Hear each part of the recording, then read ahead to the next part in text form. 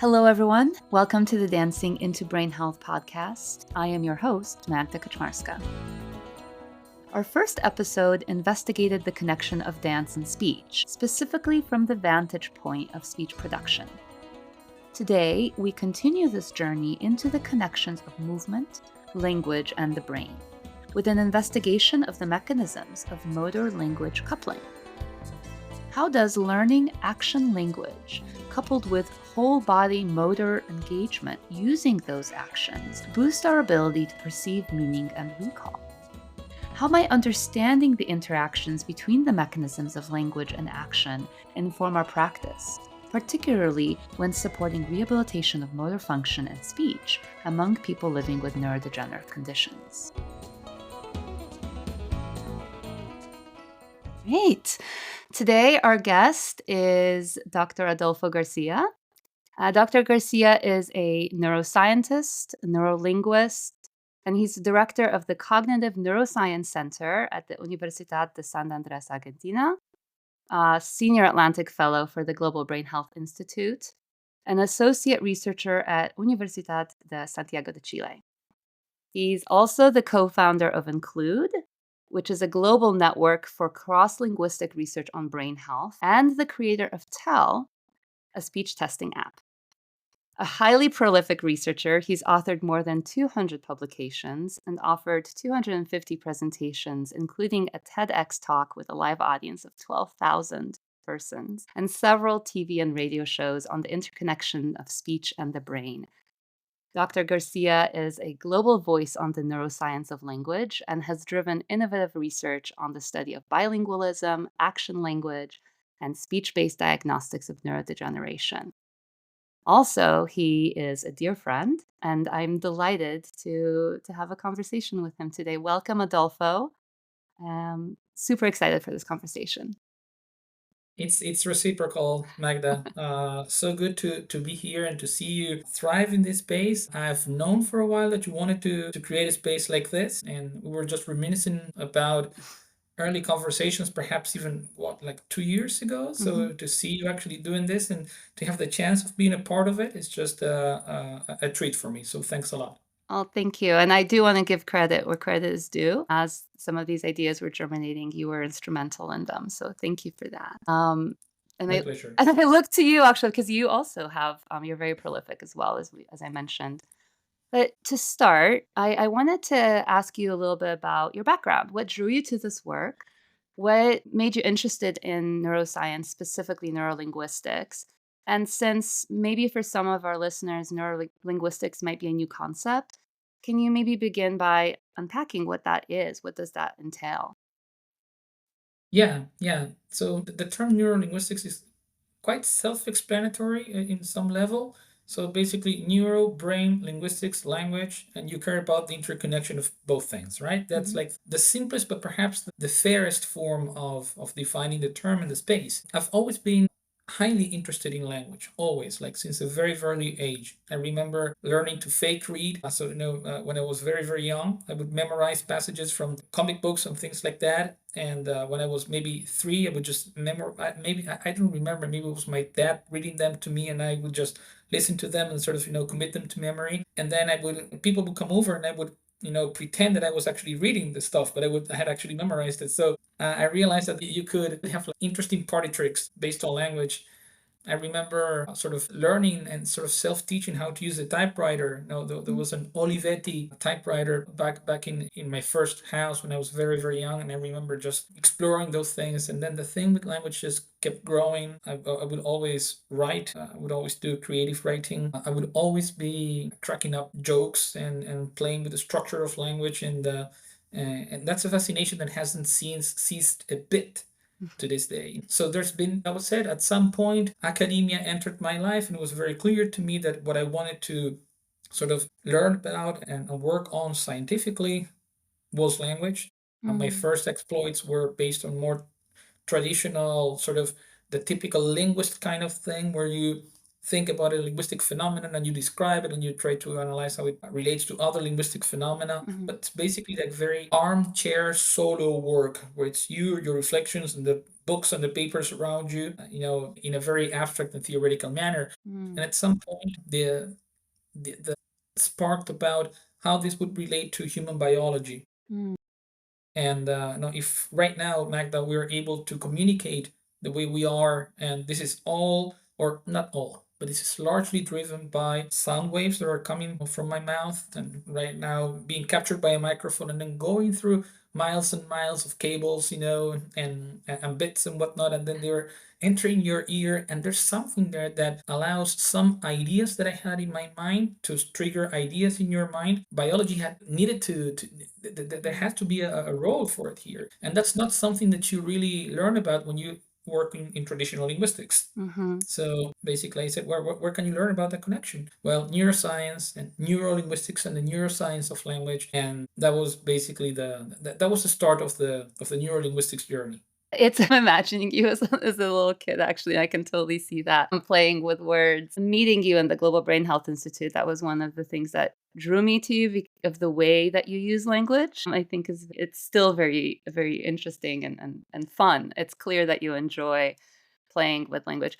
But I also, hearing your story, rose for me that there's another similarity between us. And it's this intense curiosity on how we communicate, how we connect with one another. Language is obviously, you mentioned this and the sound waves and these connections of triggering ideas in our minds. I've also am fascinated. The reason I was drawn to dance was this curiosity of how can we actually connect? How can we be these separate entities and somehow find ways to understand one another, even though I can never, ever actually be inside the mind or a body of another human. So it sounds like there's a little bit of a similarity there as well. There is, and I like the way that in which you sort of teased out and sort of hierarchized the notion of communication. So language is just one of the systems, of the mechanisms that we have to communicate. It's not even the first one we develop, either as individuals or as a species. It's not the most optimal one. It may not even be the most central one in many scenarios. Movement, the capacity that we have to make certain ideas clear and evident, and or at least susceptible to inference, by just moving, right? I mean, gestures. So pointing to things, sort of creating sort of gestural metaphors of the things that we are talking about, right? Proxemics, right? The distance that we establish with another person when you are talking or not talking to that person, right? I mean, Yes. just even communicating through movement. That's what it is. I mean, our semiotic and our communicative repertoire vast exceeds what language gives us, and movement is central to this. Music is another. Yes. Absolutely fascinating way in which we instantiate our need and our capacity to communicate. Painting is another one. Mathematics is another one. Yeah. Facial contortions, that's another thing. And then dance is it's absolutely fascinating in the way that it's Chesterton once wrote that all forms of art aspire to be music because music's pure form.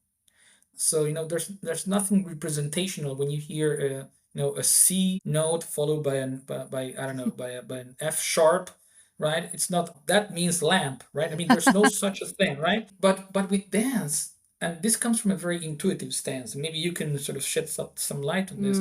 It seems to me that what Chesterton said about music may also hold true for at least a substantial proportion of dance. I can see how certain things may be representational in the way that your body may be sort of trying to capture aspects of how something looks, of how something moves, right? But there's a much more abstract dimension to it, is there not?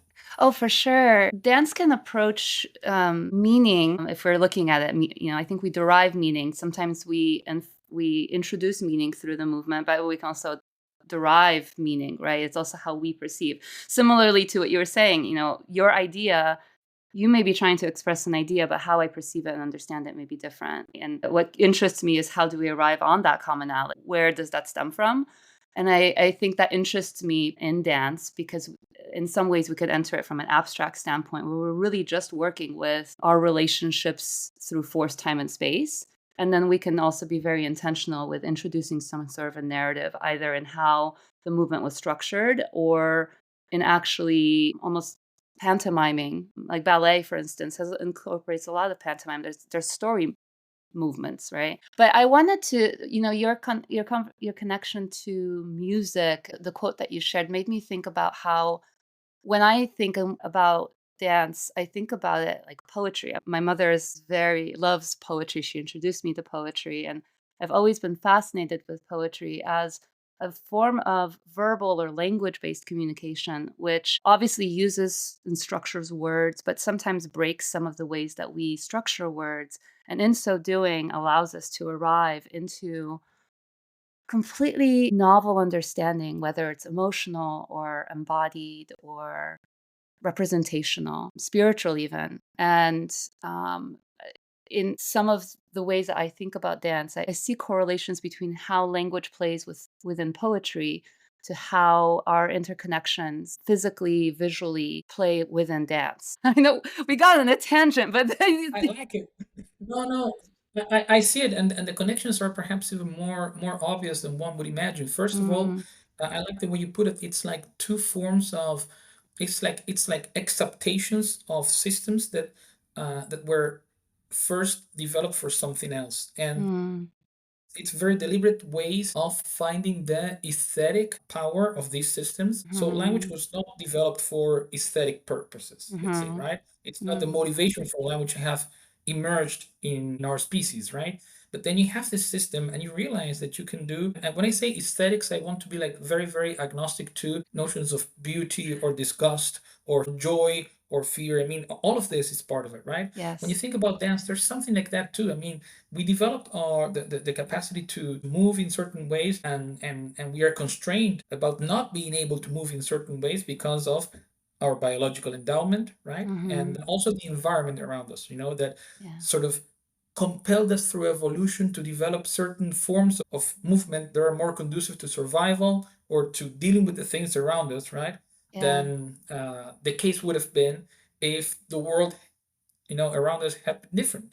yeah, If trees were all gigantic and if pets were all tiny, I don't know. I mean, you would have moved differently, right? yes. And but then you have all that sort of um, uh, phylogenetically driven repertoire of sensory motor capacities, and you say this can also be exploited aesthetically. Mhm, And there's that and the other continuity that I would like to mention is that both in poetry and in dance, you have time. There's temporality. yeah, Basically, you go through stanzas, right? One after the other. You can play around with them with mhm, calligrams and things like that, and you can have shapes, and there are different ways of traversing the written page in yes. certain forms of poetry, but that's exceptional, right? Mhm, But with dance, it's a time series. I mean, movements yes, they come in sequence. You can yeah, have overlaps and parallel things when you have two, three more people, yeah, or what you're doing with one limb on the other. But basically, yeah, there's a flowing time, and that flowing time is completely feeding off what happened before. So you have rhyme, for instance, right, mhm, in poetry, or you have different figures of speech, right, when you have repetition and you have chiasmuses and things like that. yeah, Well, in dance you also have things where you sort of build upon something that you did before. You can riff about a certain movement that was yeah, introduced here. You have sort of themes that appear and they sort of have variations in time. So that notion of continuity in time and the continuous multi-level loops that sort of mm, enrich the semiotic space of each new instance as the poem or the dance yeah. unfolds. That's another similarity, I think. And then and music as well. I think there's interconnections, and I am reminded also of another quote, which may also be controversial, but it might draw us to some of the unraveling or unpacking of the neuroscience and some of your research today. One of the well, not my mentors because I never met her, but my mentor's mentor, Barbara Mettler, was a group dance improviser, kind of grew out of a movement that started in the 1930s in Europe that was looking at dance through these lenses, right? So trying to look at dance from these elemental principles so that we can unpack and say, how can we make dance, on one hand, in some places utilitarian. Some people chose to look at it from a utilitarian standpoint. How can we look at movement from a practical way of how can we utilize it to be more efficient? But on the other hand, from of a curiosity, how can we move beyond some of these kind of proscenium presentational forms of dance from these aesthetic forms and come more into an understanding of making it more democratic, more accessible, and also more how can we discover new ways of expressing ourselves that combine all of these various forms? And Barbara Mettler spoke on how, even in language and in writing, in visual art, and in music, all of those activities stem from some form of a movement, whether that movement is of our mouth, of our bodies, of our hand, of very finely tuning and honing these rhythmic patterns through an external instrument that's extension of our body. All of them stem from movement. And so she said, in a way, if you expand the definition of dance, then we are all dancing. I know that may be controversial, but perhaps some of our conversations today might unpack what's happening, at least in the brain, when we're working with both language and understanding of verbs and actions, words, nouns, and movement. I love that. And I'll say that in the absence of telepathy, there's no form of communication that can do without movement. So that Mm, makes a lot of sense. Whether you want to call that dance or not, okay, that's up for discussion. But the yes. notion that motion is instrumental to any form of communication that we've developed, and again, insofar as we are, as we don't turn into floating heads that are communicated through chips in our minds, and all of a sudden this does not sound too far-fetched. Well, until that day comes, and it may well be next Wednesday, movement will be absolutely essential to any form of human communication. Agreed. I agree. We'll see if telepathy becomes one of future evolutionary abilities. So I do think that will be important for our listeners to get a little bit of a grounding in some of the work that you do in neurolinguistics. And our previous guest, Dr. Konstantina Theophanopoulos, spoke a little bit about this, but I think it would be helpful to position some of these mechanisms. How exactly, in a simple way, because I know it's not a simple process, how exactly does speech and language happen in our brain? Are there specific neural processes or are there specific areas of the brain that are affected when we speak or understand language? Yes, the connection between speech, language, and just a quick terminological distinction. Often in the field, people refer to speech as in terms of the motoric aspect of Mhm. producing language, and then language is the more, if you want, abstract. The syntax and the meaning of the words and Yeah. the forms of the words. Right. That's a distinction. Mhm. I've sort of become accustomed to it just because the field sort of demands it. I tend to see things in more of a continuum fashion. I'm sometimes like deliberately trying to avoid the dichotomy. But the first thing I'll say is that the connection, the human brain starts becoming attuned to language very early on in its development. And when I say in its development, I mean before birth, Yeah. actually, right? So even in embryonic stages, there's evidence that shows that linguistic stimuli that we are exposed to as we are in the womb, Mm. then they leave a neural imprint that's traceable after birth, right? So, for instance, voices that you heard, the ones that were more frequent around you, typically the mother's voice, right? They Mm. become more salient and recognizable shortly after birth and then durably after birth as well. Wow.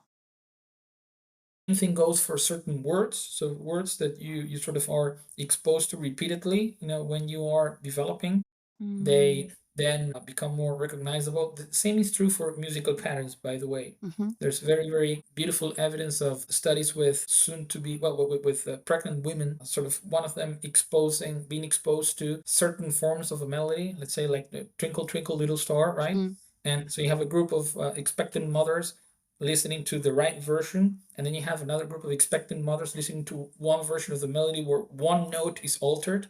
So do do do do do do do, right? Something like Mm. that. And then you have those children when they're born, a few months after. So you sort of measure their brains when they listen to the form of the melody they were exposed to and the one that isn't. And you have neurophysiological markers of memory retrieval, right? Based Mhm. on which version of the melody they were exposed to.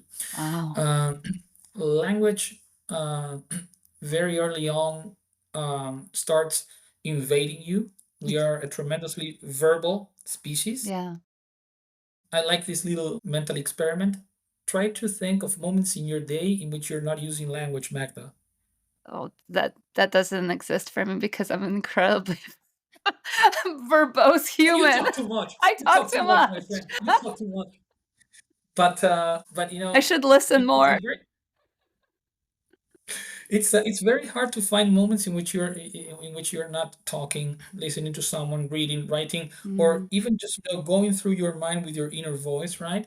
Even during sleep, language is very active. So there's that ubiquity of language. Most people, the vast majority of people, they tend to lean on their left hemisphere for mm, processing basic language functions, um, things that have to do with how words sound, the phonology and the phonetics, mhm, things, processes that have to do with how we sequence words. You know, when you say, uh, I don't know, Magda talked to Adolfo or Adolfo talked to Magda, right? That's mhm, syntax, how you sequence things. Uh, for the vast majority of people, well over perhaps 95% of people, they will primarily resort to their left hemisphere, and very specific brain regions are devoted to this. They've become known as the classic language areas, and there's one in the inferior frontal lobe, like the lower part of the frontmost part of your brain, which some people call Broca's area. And then there's another huge chunk a little bit more posteriorly, which is called the Wernicke area. Those are very, very important for speech production, for speech comprehension. But then the beauty of this is that this we've known for a while, but then something that we've come to appreciate more, and largely due to thanks to neuroscience, is that language is tremendously promiscuous hmm. in neural terms. There's no part of your brain that language won't want to have an affair with, let's say, right? And and when you think about it, we use language for so many things. We use language to talk about the movements that we see and that we perform, that we Mm, imagine, that we envision. We use language to talk about the objects around us, the actions around us. We use them to describe things that happened before the moment of speaking, things that are happening now, and for imagining and anticipating things that will happen in the future. We use mm, language to assert things, to negate things, to inquire about things. yeah. We use language to find connections between things and whatnot. And we use it to talk about the things that we smell, the things that we see, the things that we hear, our inner processes, things outside Mm, of us. So if language is actually tapping into all of these dimensions, and the brain is the powerhouse of all these experiences, it stands to reason that language is going to be trying to sort of, in a way, reach onto every possible interstice and corner of our brain. And that's precisely what happens when you start mm, seeing how different parts of the brain become activated depending on what you're saying or what mm, you're reading or listening to. You see that those core areas that I mentioned at the beginning, they're always part of the game, yeah. but then they sort of lean on specific hubs, specific Hmm. companions in the brain, depending on the actual contents and intent of what you're trying to understand or say. Wow. I'm thinking about research that was done on music and actually musicians who are improvising and how they actually do similar things as well. And I haven't yet seen, and I think maybe just due to the limitations perhaps of the fMRI being static measurement, right? In order to look inside at least the structures of the brain, we have other abilities to measure, um, the flow of function or energy right in the brain, but not necessarily the physical structures like we can with the fMRI. But I'm curious to see what happens when we are improvising in movement and whether we are also, drawing on some of these areas. I was wondering if we want to speak very briefly about what happens when we're living with a condition that's a neurodegenerative condition. Obviously, these are conditions that affect the brain. You were speaking about, 95% of the population who are developing without neurodivergence, who will have these experiences. But what about somebody who is living with a neurodegenerative condition, whether it's Parkinson's or Alzheimer's or frontotemporal dementia?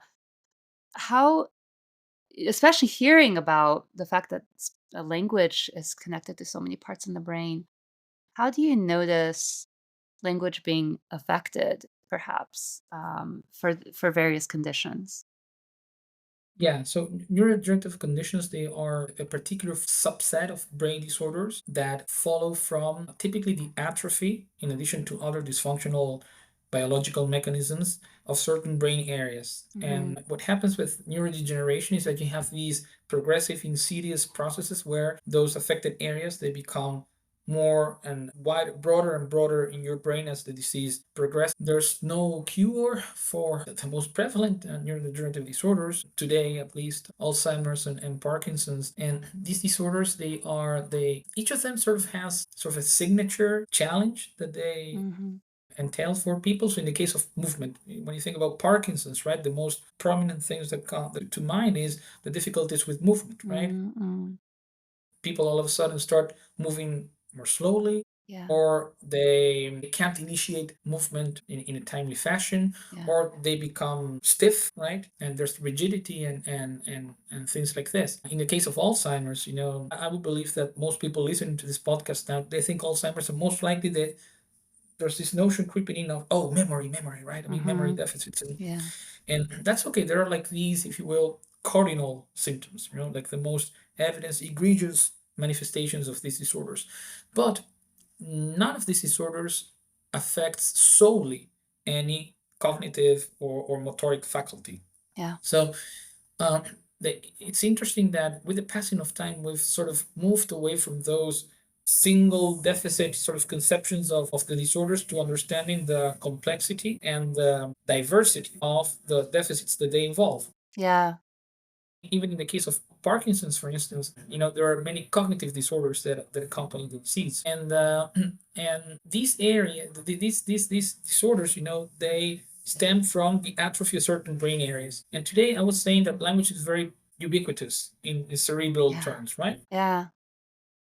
Basically, it's the regions that are affected by these disorders. When you think about frontostriatal circuits in Parkinson's, for instance, or you think about the mesial temporal lobe system in the case of Alzheimer's and things like that, those regions that are affected, they play a role in specific language functions, right? So when you understand this connection, then you can leverage tests of those linguistic functions and sort of turn them into microscopes into the integrity of those brain regions, or lack therefrom. I feel like it might be interesting to try to unpack what are some of those connections between mobility and language. I think maybe something that a word that maybe people are familiar with is embodied cognition, and I'm curious. I know that is a difficult concept, but in looking at some of the research that you've employed, would you say that embodied cognition relates to these interconnections? And then some of the ways that we look at those connections, you've mentioned in your research, grounded view versus symbolic view of embodied cognition, and these interconnections of these sensory motor processes in the brain, as well as these language or semantic processes in the brain. Can you maybe shed a light on what those two approaches are? I know we're getting a little bit into some highly technical language, but I do feel it'd be curious to understand and unpack them as we try to look into some of the research that you've been performing that sheds a light on this work.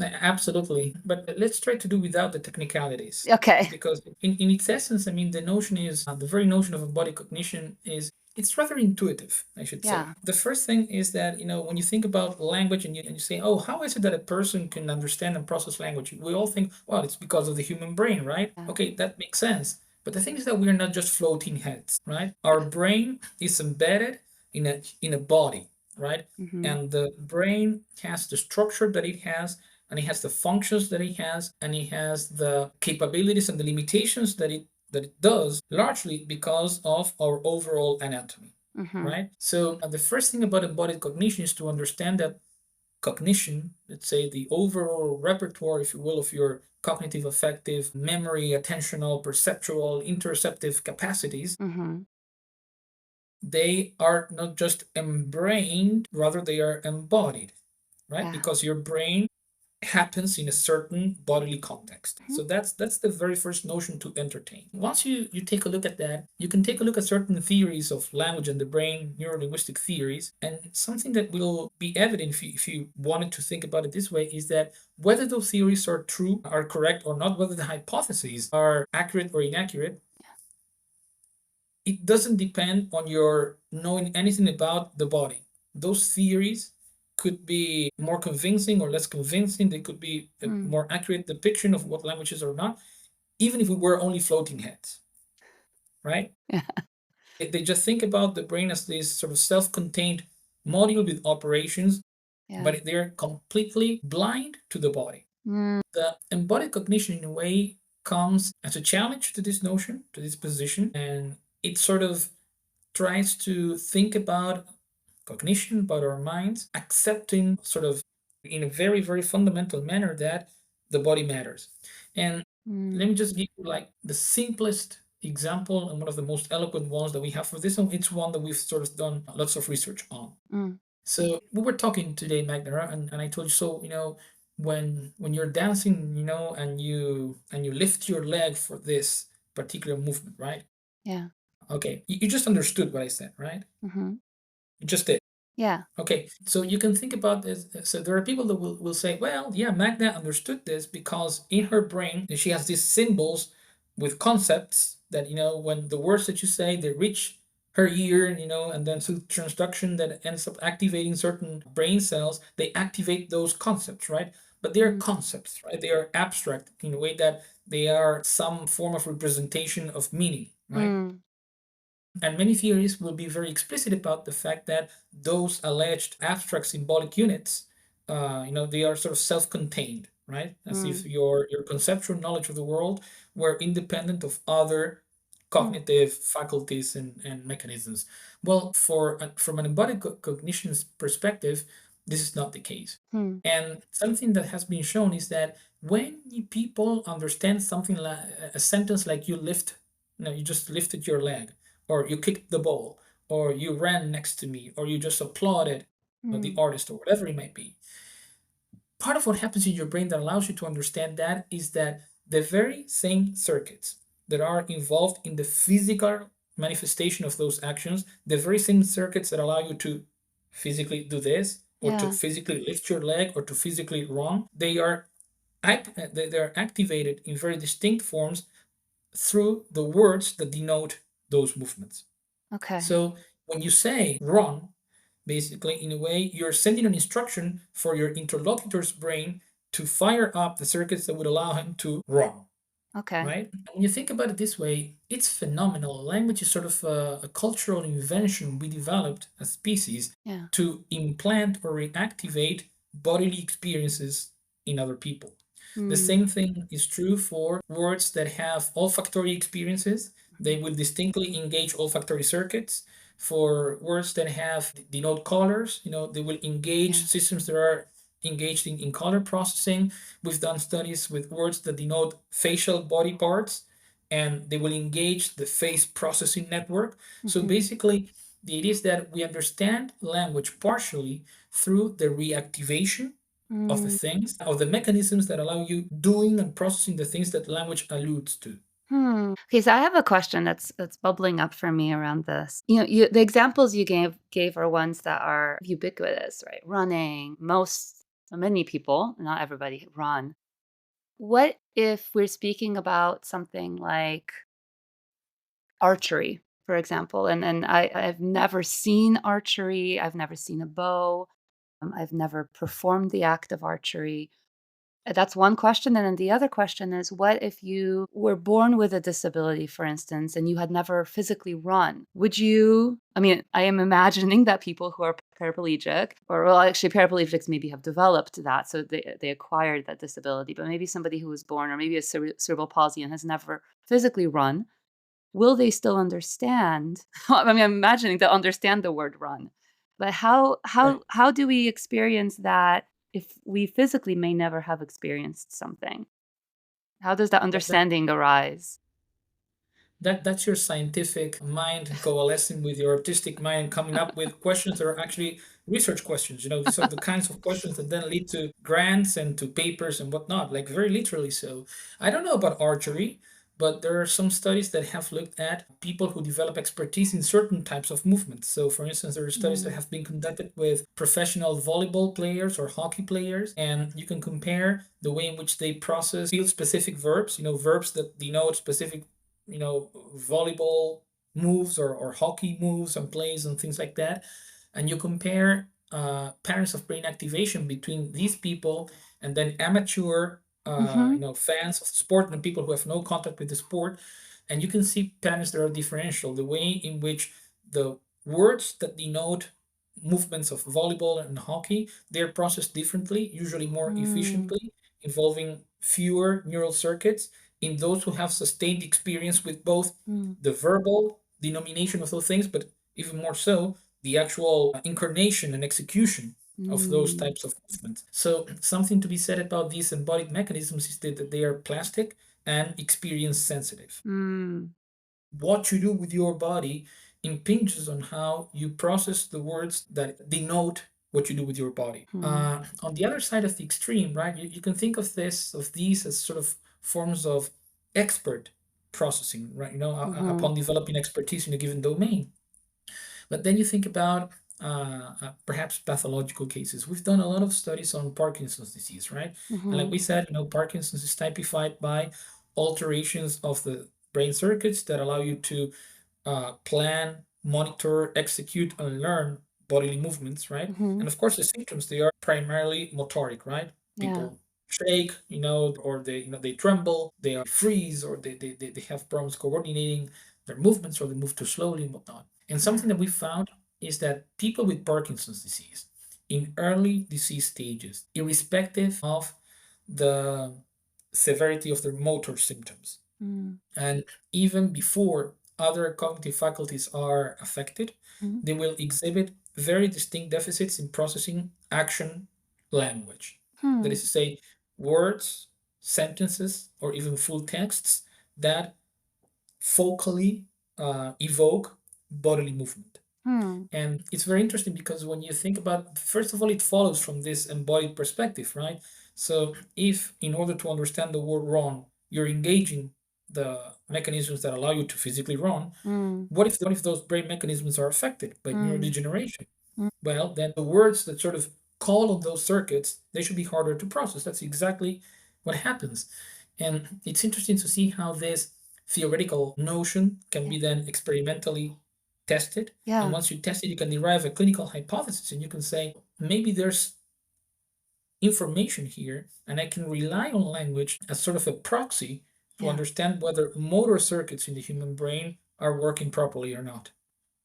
Well, and I imagine not just only to understand the mechanism, which I think it's really important to understand the mechanism, so then we can think about how to translate that into changes either in rehabilitation or practice, either for prevention or rehabilitation.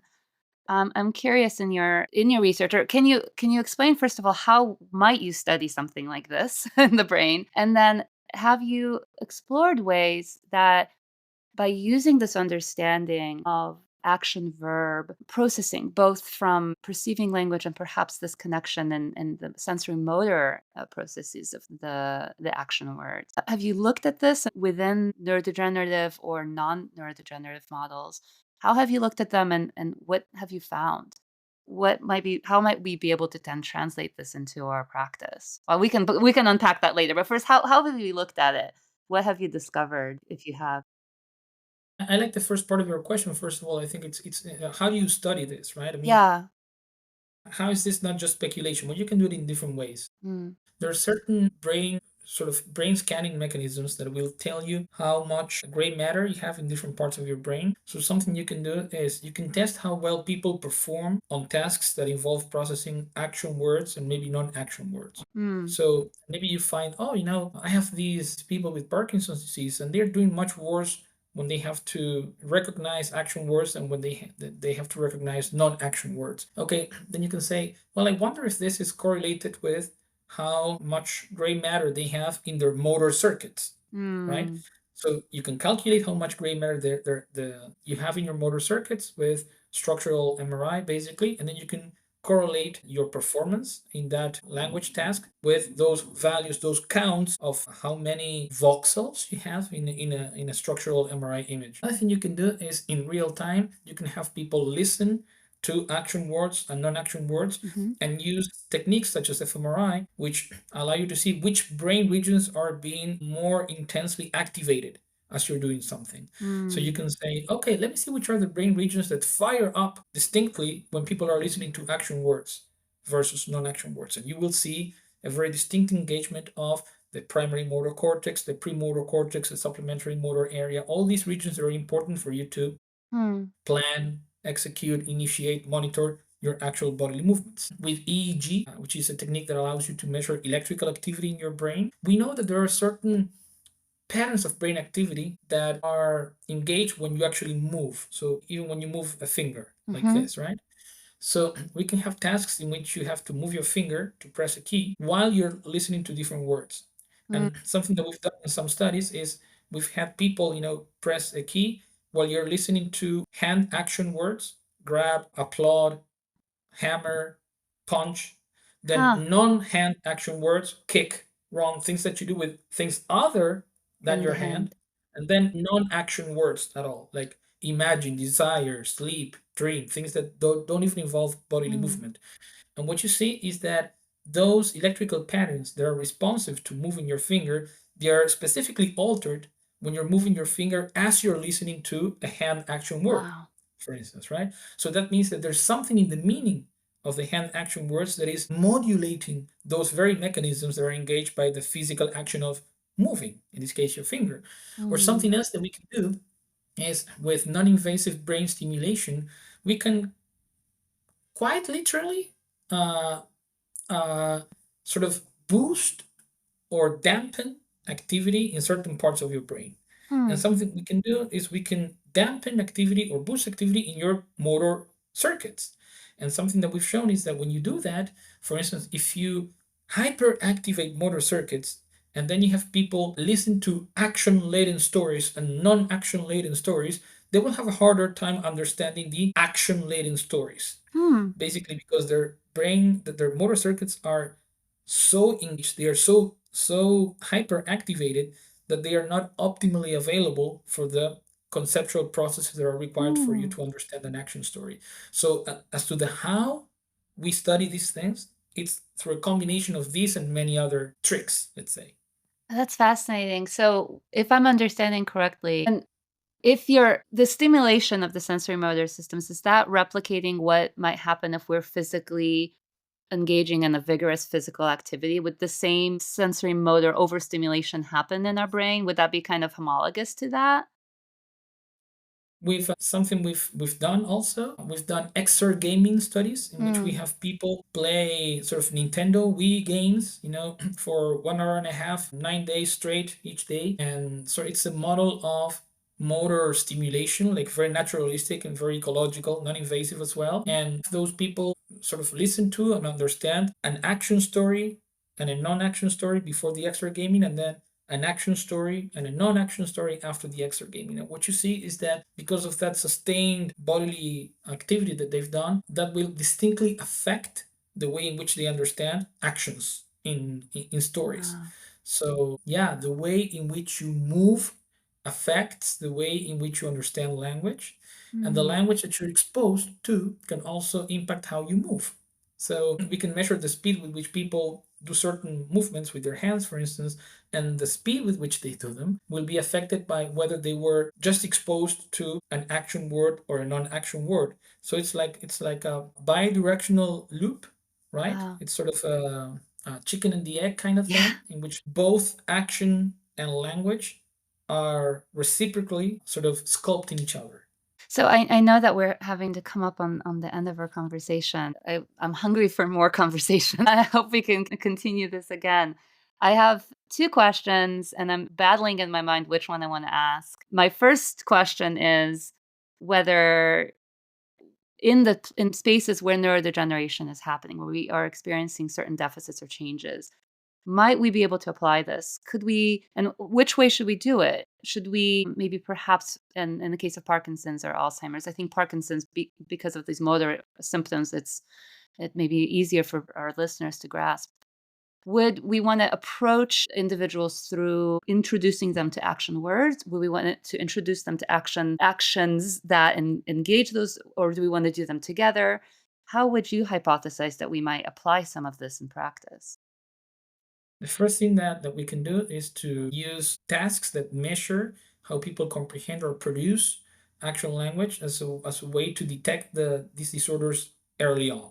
And we've developed an app and a company that does exactly this. So that's one way to turn all of this into an actual translational, applicable development. When it comes to rehabilitation, things are not so straightforward, but there's some evidence that has shown that when you complement traditional motor therapy for people with Parkinson's and with other motor disorders, I should say, you complement that with exposure to actual language systematically, the outcomes of the therapy can be improved. The evidence is quite incipient. I know only of a couple of papers that have done this, but similar things have done by complementing motor therapy with motor imagery, by having people sort of envision motion or actually view motion. So it's not just a matter of moving in order to restore your movement, but it's a matter of engaging in motor circuits. And the ways in which you can engage your motor circuits is far exceeds the sort of self initiation of movement, right? So by looking at movement, by imagining movement, by listening to the verbal renditions of movement, you can also stimulate the circuits. And it's not that they're going to replace more traditional motor therapy, but they can be an interesting complement, hopefully a boost. Amazing. Thank you so much, Adolfo. Maybe one final. I know you have to jump off to your next appointment.